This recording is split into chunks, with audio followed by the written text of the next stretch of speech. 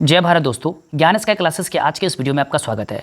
दोस्तों, class 10th के social science के अंतर्गत यानी कि सामाजिक विज्ञान के अंतर्गत जो बुक आती है हमारी अर्थव्यवस्था, उसका तीसरा चैप्टर मुद्रा बचत एवं साख को आज हम डिस्कस करने वाले हैं। और हमारा जो आज का वीडियो है वो है लेक्चर नंबर 2। लेक्चर नंबर 1 में यानी कि इसके पिछले वाले वीडियो में हमने 4 क्वेश्चन को डिस्कस किया हुआ है। उसके अगले यानी कि आज के वीडियो में लेक्चर नंबर 2 में क्वेश्चन नंबर 5 और 6 को हम डिस्कस करेंगे, जो एग्जामिनेशन पॉइंट ऑफ व्यू से यानी कि 2025 में जो आपको बोर्ड एग्जाम होने वाली है उसके व्यू से ये VVI लघुत्तरीय प्रश्न है जो 2 नंबर में पूछे जाते हैं। एक एक करके इसको हम सॉल्व करेंगे। क्वेश्चन नंबर 5 में हम ATM के बारे में जानेंगे और क्वेश्चन नंबर 6 में हम क्रेडिट कार्ड के बारे में जानेंगे। दोनों के बारे में जानेंगे एग्जाम्पल के साथ और एकदम बेसिक से इसको समझने की कोशिश करेंगे। होप कि आपको बहुत अच्छे से समझ में आएगी। चैनल पर नए हैं तो चैनल को सब्सक्राइब कर लीजिए। तो चलिए हम आगे बढ़ते हैं। दोस्तों, हमारा जो 5वां नंबर क्वेश्चन है वो है ATM क्या है। आप देख सकते हैं बहुत ही इंपॉर्टेंट क्वेश्चन है ये कि ATM क्या है। तो ATM एक प्रकार की मशीन है जिसका आंसर है, आप साथ में कलम और कॉपी जरूर ले लें या फिर स्क्रीनशॉट लेकर के इसका नोट्स साथ साथ बनाते चलें ताकि आप बोर्ड एग्जामिनेशन जो आपकी 25 में होने वाली है उसकी तैयारी बहुत अच्छे से हो सके।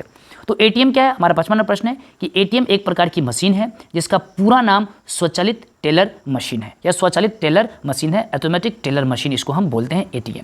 यह मशीन 24 घंटे रुपए निकालने तथा जमा करने का काम करती है। ATM से रुपए निकालने के लिए ATM और डेबिट कार्ड का होना आवश्यक है। ATM का उपयोग करके ग्राहक अपने खाते से किसी भी समय रुपया निकाल सकते हैं, यानी कि 24 आवर्स ये सर्विस होती है। यानी कि मैं वैसे बोल सकूँ 24/7/365 अगर उस ATM मशीन में कैश अवेलेबल है तो आप कभी भी पैसे किसी भी समय पे पैसे क्या कर सकते हैं, निकाल सकते हैं। तो इसका पूरा नाम ऑब्जेक्टिव में कई बार पूछता है स्वचालित teller machine, automatic teller machine, इसका इंग्लिश नाम हो गया। ठीक है।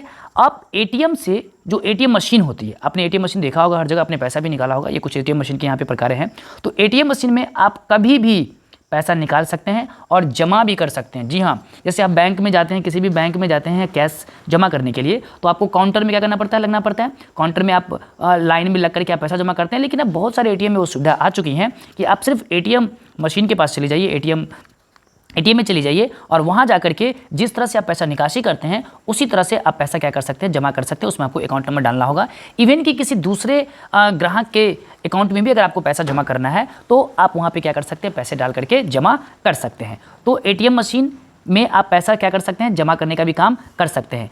और ATM से रुपया निकालने के लिए हमको डेबिट कार्ड की क्या होती है, आवश्यकता होती है। आपने डेबिट कार्ड देखा होगा, यहाँ पे कुछ सैंपल्स हैं हमारे डेबिट कार्ड के पास। ये इस तरह के डेबिट कार्ड होते हैं, यहाँ पे उसका नाम भी लिखा होता है, यहाँ पे बैंक अंकित होता है और यहाँ पे ATM का नंबर होता है और पीछे जो है हमारा एक CVV नंबर होता है जो गोपनीय नंबर होता है, उसके बारे में आप ऑलरेडी जानते होंगे।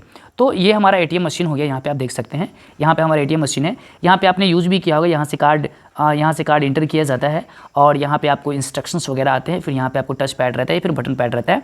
यहाँ पे आपको जितना अमाउंट डालना है वो डाल करके यहाँ से इस वाले पोर्शन से आपको कैश जो होते हैं वो यहाँ पे आपको निकल आते हैं। और जो ATM डिपॉजिट वाली मशीन होती है उसमें भी कुछ इस तरह के यहाँ पे कुछ फंक्शन होते हैं जिसमें आप पैसा डालते हैं और यहीं पे पैसा डालते हैं और पैसा निकलता भी वहीं से, यानी कि एक ही जगह से पैसा आप डाल भी सकते हैं जमा करने के लिए और अगर आपको पैसे की ज़रूरत है तो वहाँ से आप क्या कर सकते हैं, निकाल भी सकते हैं। तो आपको अच्छे से समझ में आ गया होगा कि इसमें डेबिट कार्ड का होना जरूरी है, जिसको हम ATM कार्ड भी बोलते हैं, जो आपको बैंक क्या करती है, जारी करती है। वीज़ा कार्ड होता है, मास्टर कार्ड होता है, रुपए कार्ड होता है। ठीक है, उस तरह के कार्ड होते हैं जिसके बारे में हम आगे चर्चा करने वाले हैं। और ATM का उपयोग करके ग्राहक अपने खाते से किसी भी समय भी क्या कर सकते हैं, रुपया निकाल सकते हैं। तो वो आसानी से समझ में आ गया। चलिए अब हम आगे बढ़ते हैं। ATM के बाद जो हमारा नेक्स्ट क्वेश्चन है, क्रेडिट कार्ड क्या है। दोस्तों, ये आजकल एक बहुत ही ज़्यादा चलने वाला या कह सकते तो लोगों को अपना मॉडर्न दिखाने वाला कि मैं मॉडर्न ज़माने का लोग हूँ, तो क्रेडिट कार्ड का इस्तेमाल आजकल धड़ल्ले से हो रही है। आप देख सकते हैं यहाँ पे मैंने क्रेडिट कार्ड का एक यहाँ पे आपको एक सैंपल भी यहाँ पे दिखा है। यहाँ पे जो होता है उसकी जो वैलिडिटी होती है वो भी अंकित होती है क्रेडिट कार्ड पे। और क्रेडिट कार्ड भी बिल्कुल ATM कार्ड की तरह ही होता है, लेकिन दोनों में जो बेसिक डिफरेंट होता है वो मैं आपको बाद में चर्चा करूँगा। चलिए पहले क्रेडिट कार्ड क्या है इसके बारे में जान लेते हैं कि क्रेडिट कार्ड प्लास्टिक मुद्रा का ही एक रूप है जो आजकल सबसे ज़्यादा प्रचलन में है। इसके अंतर्गत ग्राहक की वित्तीय स्थिति को देखते हुए बैंक उसकी साख की एक राशि निश्चित कर देती है, जिसके फलस्वरूप ग्राहक अपने क्रेडिट कार्ड द्वारा यानी कि उस कार्ड द्वारा निश्चित धनराशि के अंदर वस्तुओं एवं सेवाओं को खरीद सकता है। अब इसको थोड़ा सा हम समझने की कोशिश करते हैं। ठीक है, अब दोनों एग्जाम्पल से हम समझते हैं। सपोज कि ये मेरे पास एक डेबिट कार्ड है, या मैं इसको समझाता हूँ आपको। आप देखिए, आपके पास अगर डेबिट कार्ड है तो डेबिट कार्ड में क्या होती है ना कि आपके अकाउंट में जो पैसा होता है, जैसे सपोज कि आपके अकाउंट में अगर 40,000 रुपया है, ठीक है, तो डेबिट कार्ड के थ्रू आप मात्र 40,000 रुपये का या तो खरीद बिक्री कर सकते हैं, किसी को ट्रांसफ़र कर सकते हैं, या अपनी आवश्यकता की वस्तु को खरीदने के लिए उस पैसे को एटीएम मशीन के थ्रू आप क्या कर सकते हैं, निकाल सकते हैं। तो डेबिट कार्ड का ये काम हो गया। क्रेडिट कार्ड में दोस्तों, क्रेडिट कार्ड में क्या होता है कि क्रेडिट कार्ड में आपके अकाउंट में पैसा रहे ना रहे, अगर कोई बैंक आपको क्रेडिट कार्ड की फैसिलिटी दी हुई है और जितने अमाउंट की दी हुई है उतने पैसे का आप लेन देन कर सकते हैं। बहुत सारे बैंक अब जो है एटीएम के थ्रू भी पैसा विड्रॉल करने की सुविधा देती है कि क्रेडिट कार्ड के थ्रू जो लिमिट है आपको। अब इसको इस एग्जाम्पल से हम समझने की कोशिश करते हैं, ध्यान से देखिएगा इसको। मान लेते हैं एक बैंक है, उस बैंक का नाम हम ले लेते हैं SBI। SBI के आप एक अच्छे कस्टमर हैं और आप हर एक महीना अच्छे ट्रांजैक्शन करते हैं, तो कंपनी ने यानी कि बैंक ने आपको 50,000 रुपये तक का एक क्रेडिट कार्ड आपको इशू किया। ठीक है, अब ये 50,000 रुपये जो आपको दिया है, यानी कि आप इस जो भी आपका टाइम फ्रेम है, ठीक है, उस टाइम फ्रेम के अंदर आप 50,000 रुपये, जैसे सपोज कि मैं एक एग्जांपल, छोटा सा एक एग्जांपल लेता हूँ कि 50,000 रुपये आपको क्रेडिट कार्ड के लिए दिया, ठीक है, और 1 तारीख कंपनी ने कहा कि 1 तारीख से लेकर के 30 तारीख तक मान लेते हैं, ठीक है, 1 तारीख से लेकर 30 तारीख तक आप इस 50,000 रुपये का इस्तेमाल आप खरीदारी करने के लिए, किसी को कोई भी सामान परचेज करने के लिए, कोई भी सामान लेने के लिए, टिकट बुकिंग के लिए आप क्या कर सकते हैं, यूज कर सकते हैं।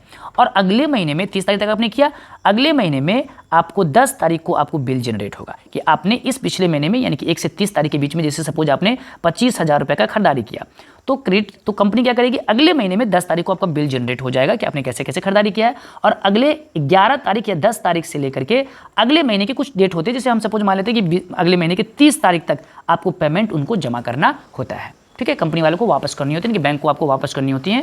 आप अपने जैसे भी आप वापस करना चाहते हैं, जो भी ऑनलाइन मीडियम जो भी होता है उसके थ्रू आप उसको पैसा वापस कर देते हैं। तो इसमें सुविधा क्या हुआ कि आपके अकाउंट में पैसा रहे या ना रहे, आप तो हमारे अकाउंट में बैलेंस रहे ना रहे, ये 2500 से भी कम हो जाए, नो इशू, या 2500 ही है तो भी हम 50,000 रुपये का उस कार्ड के थ्रू खरीदारी कर सकते हैं।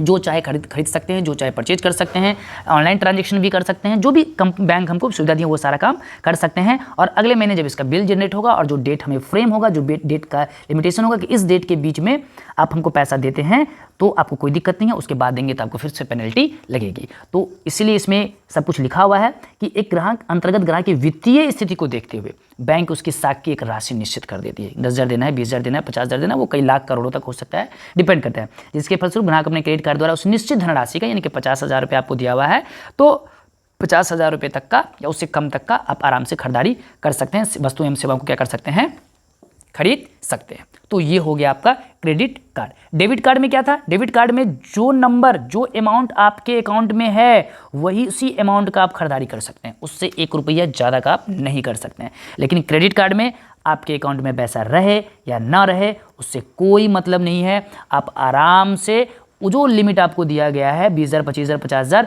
उस पैसे का आप खरीदारी कर सकते हैं। और नेक्स्ट मंथ जब उसका बिल जनरेट होगा तो आप उस पैसे को कंपनी को क्या कर सकते हैं, आराम से पे कर सकते हैं विद इन ए टाइम, जो भी उसका टाइम होता है उस टाइम के अंतर्गत।